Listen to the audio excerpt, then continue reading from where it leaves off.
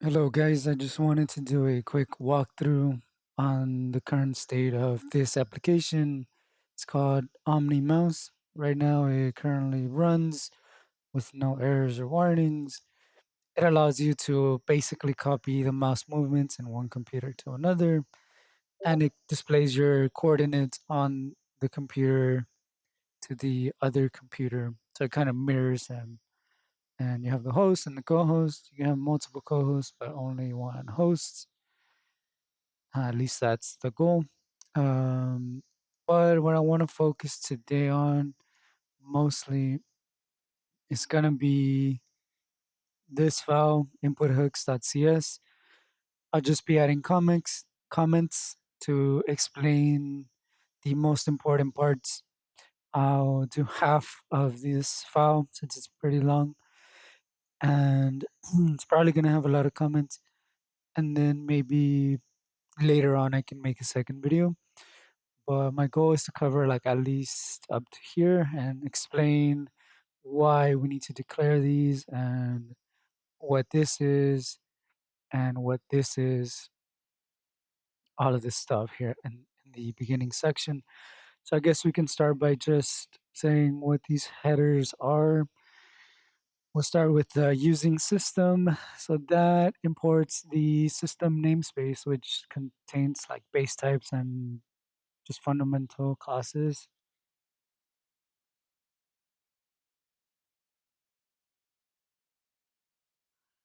And then we have system diagnostics. That one imports the diagnostics.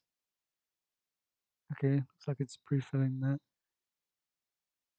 Namespace for process related. That's not what I want to write.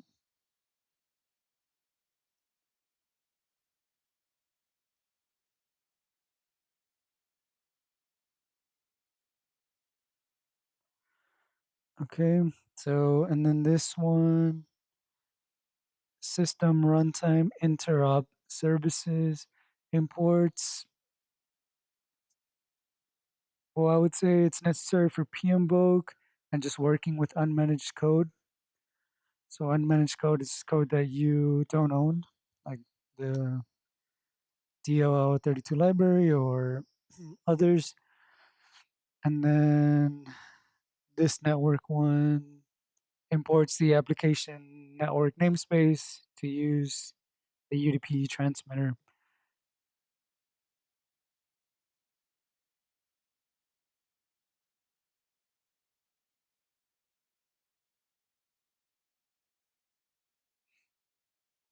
Okay, and this one just declares the namespace that you're working with.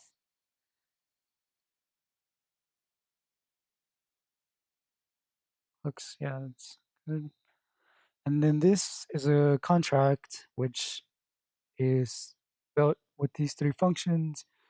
So for this contract, you must implement it, like whichever class defines the contract or uses it must implement all these three functions. So here, as you can see, we are inheriting from the contract to the class, and that means this class must define these functions. That goes the same if any other class uses that contract, it'll have to do the same thing. So if we control F to find it, we'll find it somewhere in our code, the definition of it. So it's essentially a contract. Whenever you see public interface using C sharp, that's what it means. This is a .NET program with C sharp. And then here we start our class, which inherits that contract I just mentioned. And I guess I can add some comments here for the method. Sure. And well, I'm pretty sure you can guess what these are. Maybe message pump. That one deserves a comment.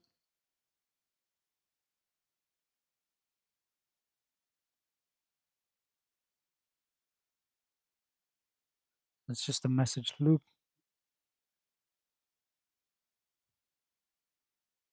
So private read only. UDP. Well, before we get into that, I think it's important that we just discuss the names of the class and the names of the contract. So this contract was made for this class in mind. So I just gave them similar names. Um, but outside of that, here we just declare some basic variables. These are more important on the later part of the code. So they're more important there. So I'll just skip those for now and we'll go into these here.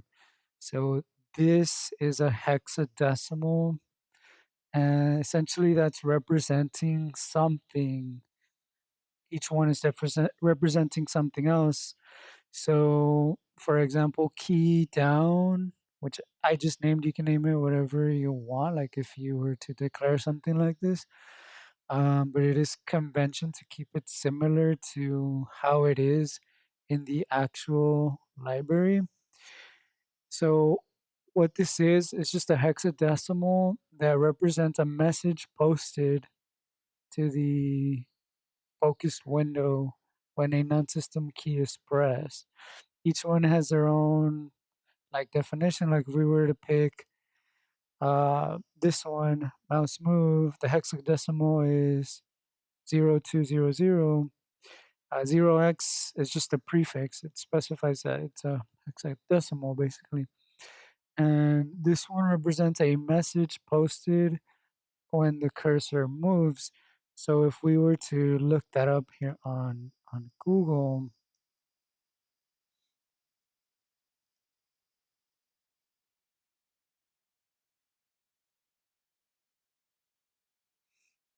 it should take us here.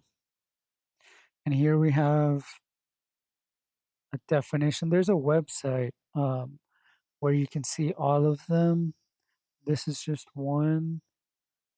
The website should, it looks like I tabbed out. The website should be WineHQ, I believe.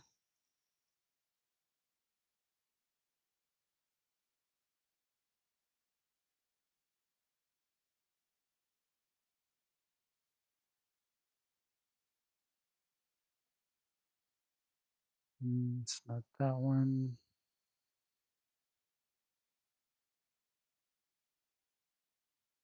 It might be this one. No. Okay, let me find it. Okay, so I found the website. It is WineHQ. It gives us all the possible numbers. So if we remember that one I said, I think it was 200. Um, it's not it. All right, we can look it up by name.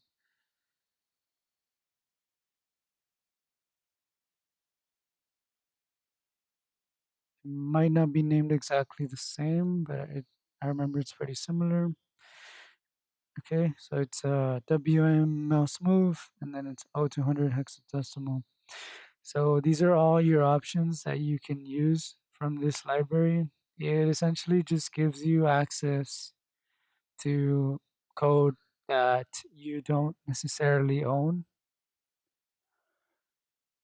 So you don't really own them because they're part of the Windows API and are defined by Microsoft. They can be used by any application that runs on the Windows operating system, though. Um, so now we're gonna add more comments like on each of them, and I guess we can start by saying win32 constants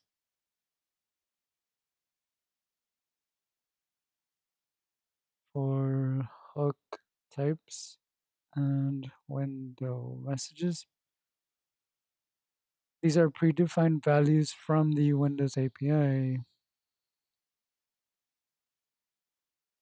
Okay.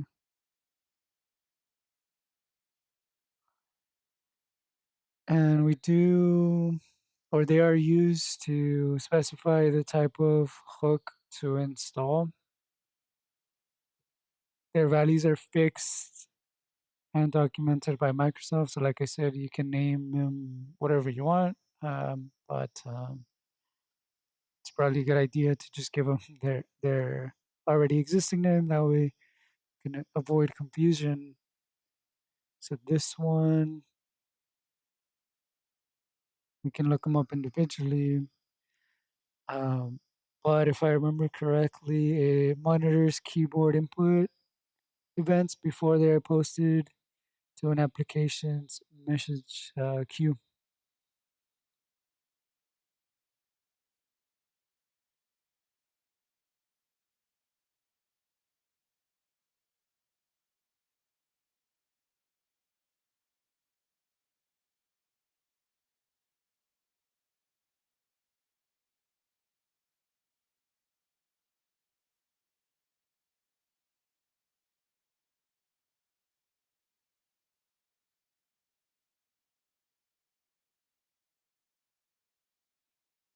And then we can look this one up on Google just to confirm.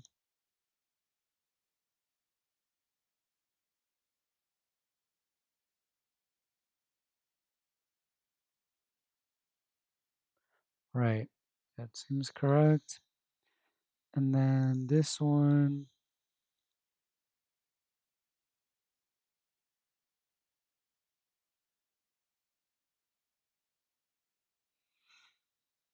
is a constant used by the Windows API to define a low level mouse hook. A hook is a mechanism. Okay, it's just defining a hook. How it works, a program uses set Windows hook. Okay, right. So all that's just how to use it. But we want the specific definition for it.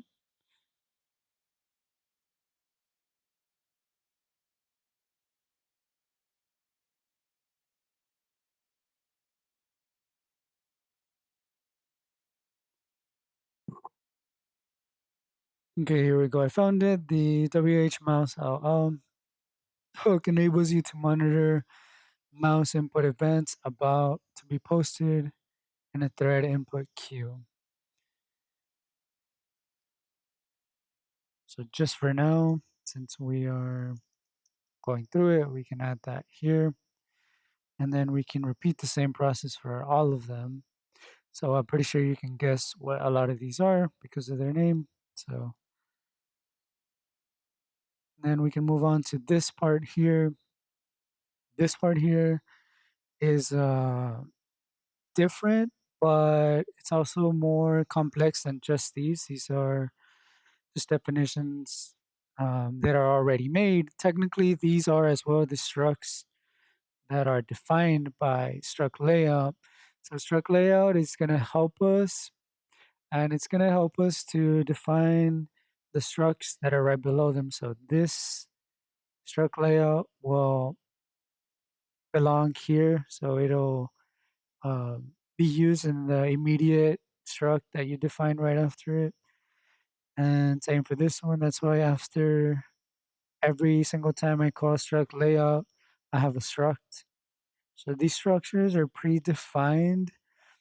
They are also a convention, like you have to define them in that specific order. Like if I were to move this to the end, that would be wrong. It must be in that specific order. And the reason why it must be like that is because of the way that we are accessing the code that doesn't belong to us. So I'll explain what that is in a moment, but I'm going to add some comments here. So I guess you can say struct layout. This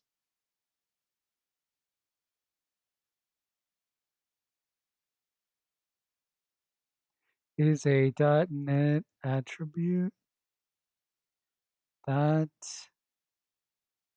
controls physical structure of the data fields of a class structure and memory.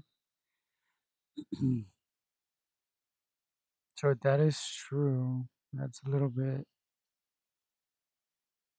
too lengthy, but it's also metadata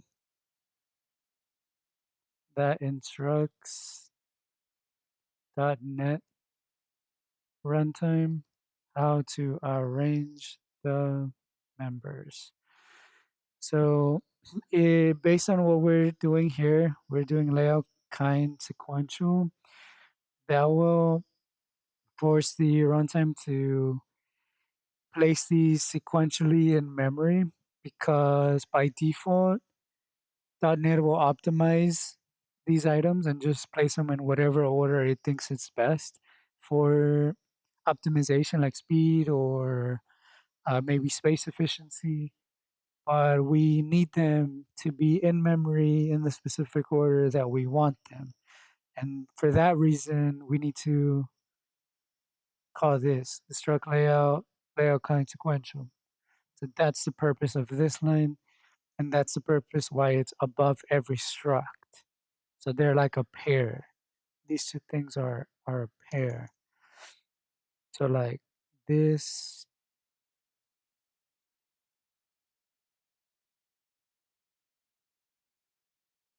goes together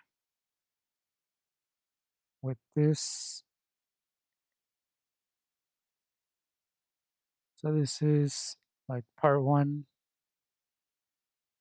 of the, I guess, of the work that needs to be done. So it's a two-part. First, we have to define the structure, and we have to tell .NET how to lay out that structure in its memory.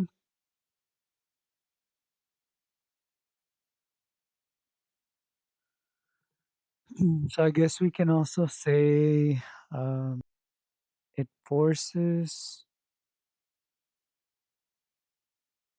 the .NET runtime to lay out the struct members in memory in the exact order they are declared and managed in C sharp.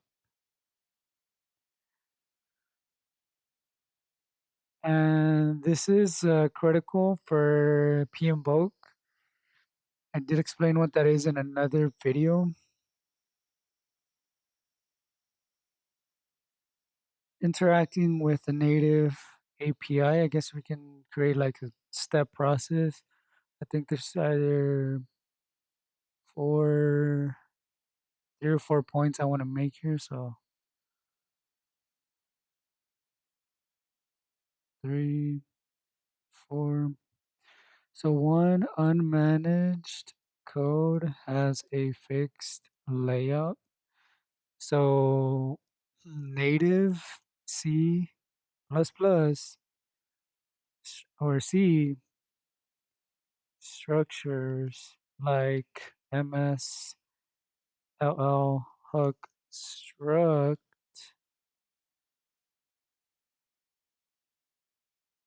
which is just this struct. I'll show you what that is in a moment. We'll Google that. But things like that, they are defined also, not just in my program, but they are defined by the Windows API. And they have strict, so I can capitalize that because it's important, and sequential memory layout. And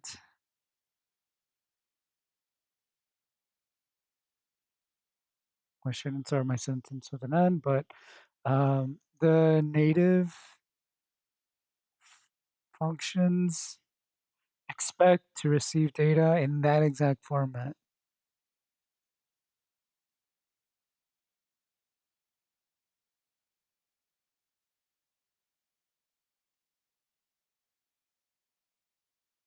So I'll show you what that looks like. So we'll go here and we will paste this, and it should take us straight into its definition, which is right here. So if we go back to our code, so I'm just gonna copy that. So copy, and then we can go here, and then we're gonna paste it here just to show you. So we have point, PT, public, mouse data, flags, time, and DW extra info. So it must match exactly its definition. So that's the point of forcing our runtime to lay out the items in the order that we want to declare them. Okay, so point two, I guess we can say matching the layout.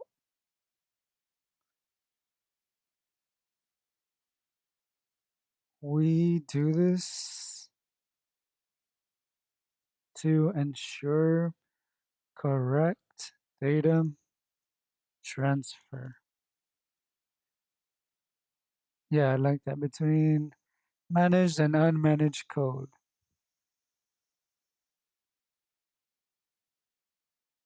Let me show you the whole thing.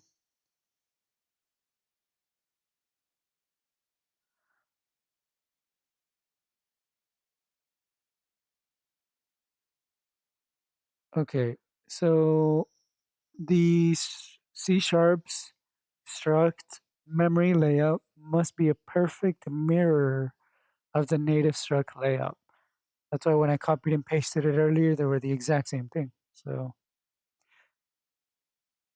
and then our responsibility as the people, I guess the developers,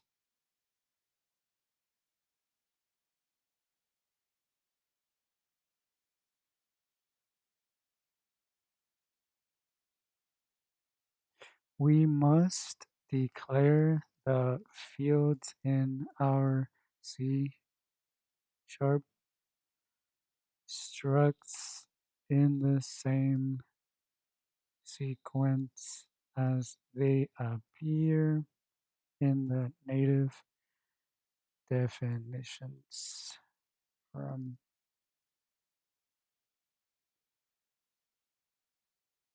the unmanaged code.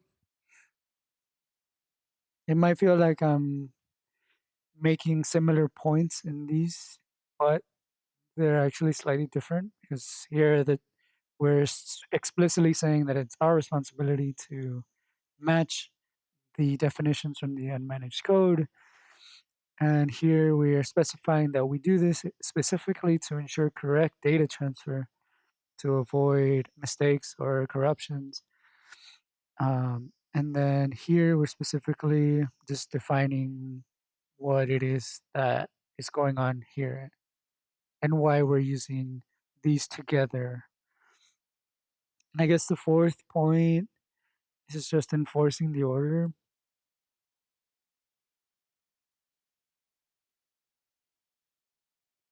So this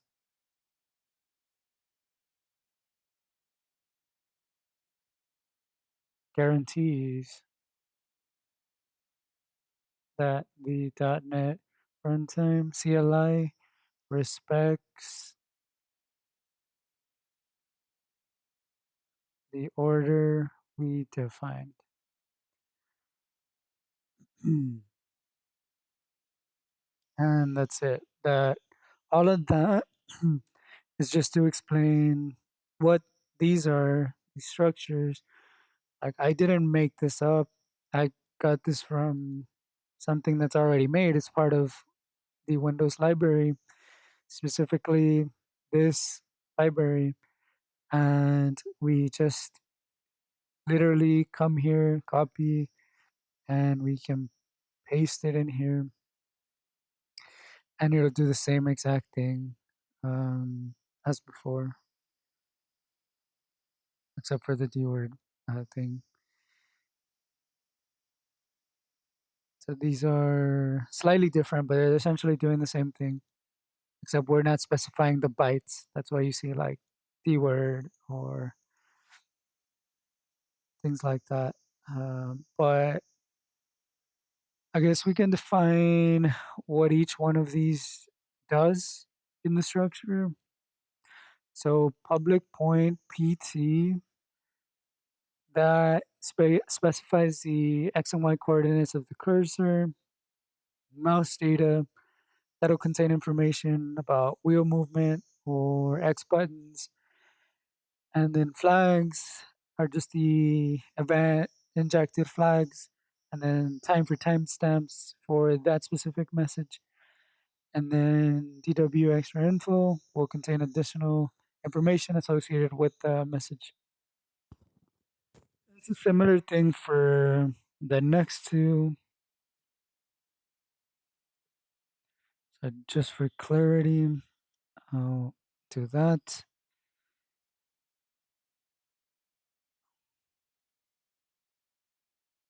Just to reinforce the idea that these two belong together, these two belong together, these two belong together, and these two belong together.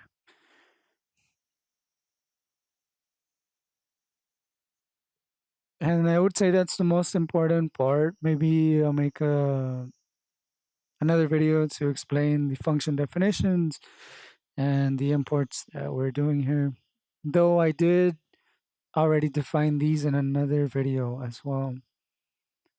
But I would say these are the most important things that we need to understand about this file. So it was, again, just to recap, it was the contract which was defined or implemented by this class that we named iInputHooks. And we are doing all of this under omnimouse.hooks namespace. And then from there, we went into these constants that are just a hexadecimal that defines specific values from the Windows API. And similarly, the Windows API also has these predefined methods or structs, and we want to lay them out in the specific order that we wish. In this case, in the order from top to bottom that we declare them, that's how we want them in memory. And we do this so that .NET Runtime does not change that and put them in memory however it wants, because it will likely try to change it and just arrange them in a way that will be more efficient for the runtime of the program or the memory. So we're explicitly saying, hey, these items, we want them in memory in this order. And that's basically it. That's all I wanted to share with you today. But other than that, thank you. And just let me know if you have any questions.